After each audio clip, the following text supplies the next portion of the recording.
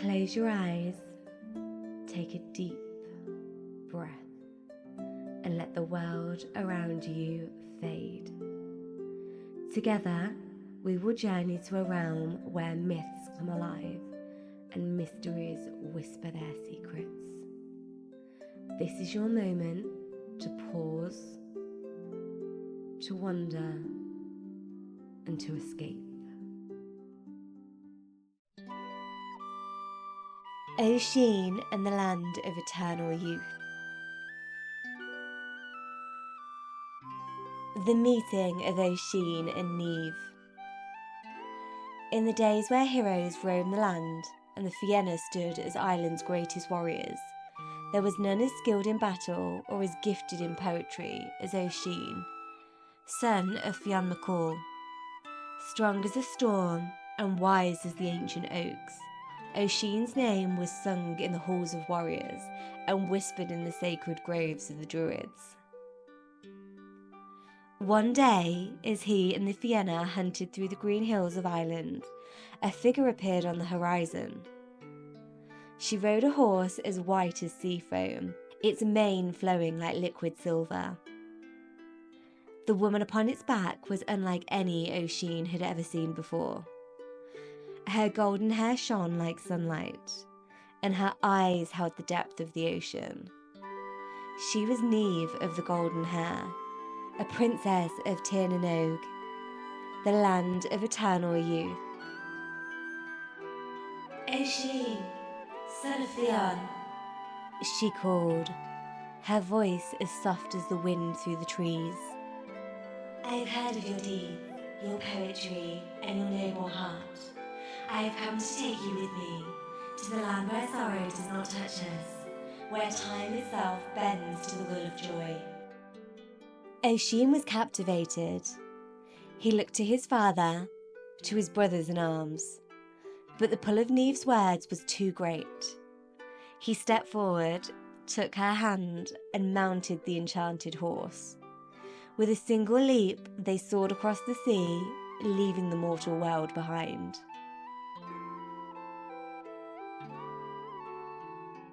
Tirnanog, the land beyond time. Oisín arrived in a land unlike any he had known. Tirnanog was a place of eternal summer, where flowers never withered and laughter never faded. The rivers sparkled like liquid crystal, and the trees bore fruit so sweet it could make a man weep. Here, Oisín lived in endless joy. He and Niamh danced beneath the silver moons, feasting in golden halls, and rode through valleys untouched by age or decay. For Oisín, time was a song, a never-ending melody of love and beauty.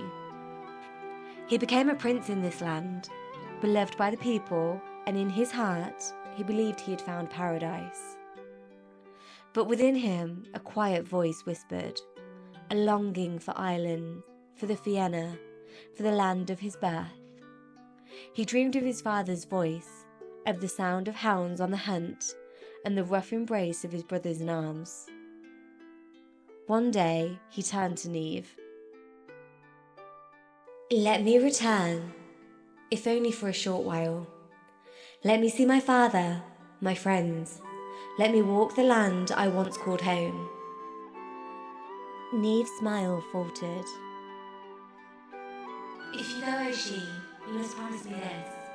Ride upon this horse, and whatever you do not set foot upon the ground. For time does not move in Tirnanog, but in your world, centuries have passed. If you touch the earth, you will belong to it once more. Oisín swore he would heed her warning. With a heavy heart, he mounted the horse once more, and in a blur of golden light, he rode across the sea towards Ireland.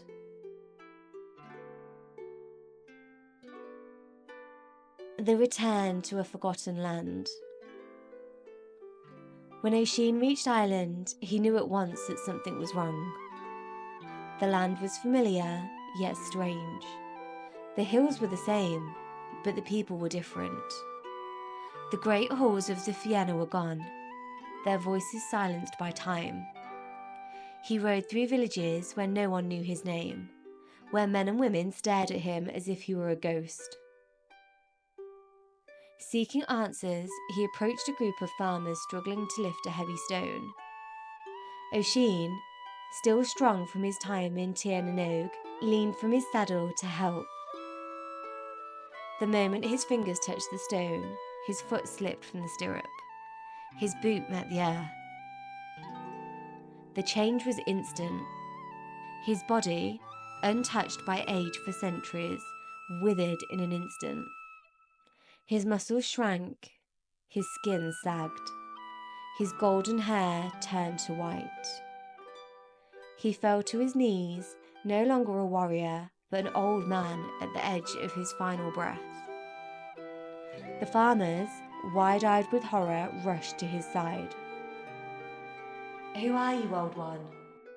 they asked.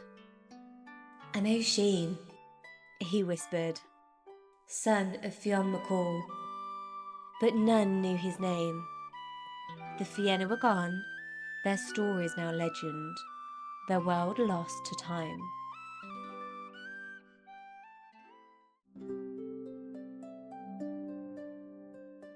A lesson in time and mortality.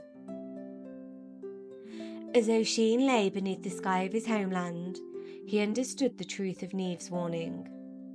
Time was an unrelenting force, one that no man, no matter how strong, how wise, or how beloved, could escape.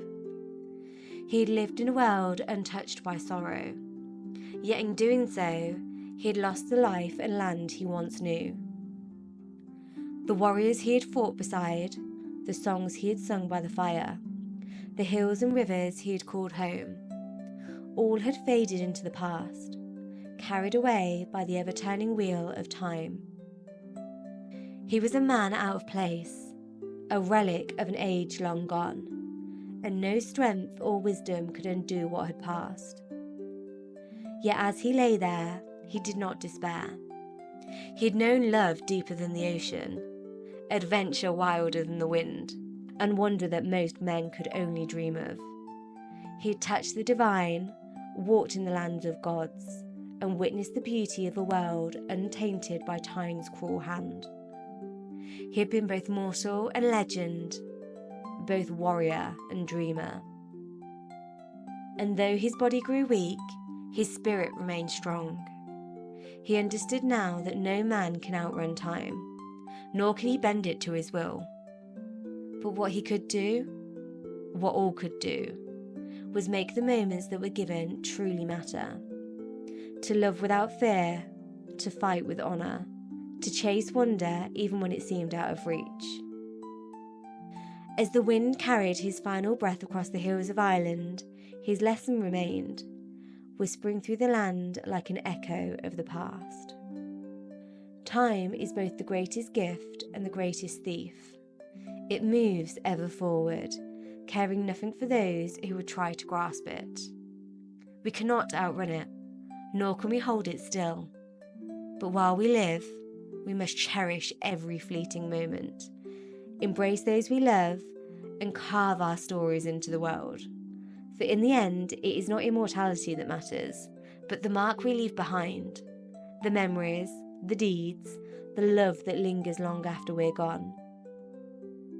For Oisín, it was not the endless years of Fianna that gave him his legacy.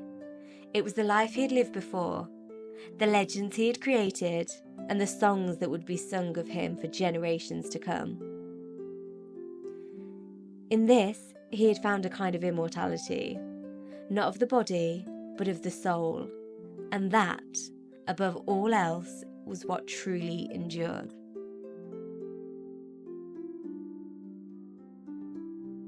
As the whispers of myth fade into the stillness, carry their magic with you into the world. Until we meet again, may your spirit wander, and may your days be filled with wonder. Thank you for listening to Whispering Myths.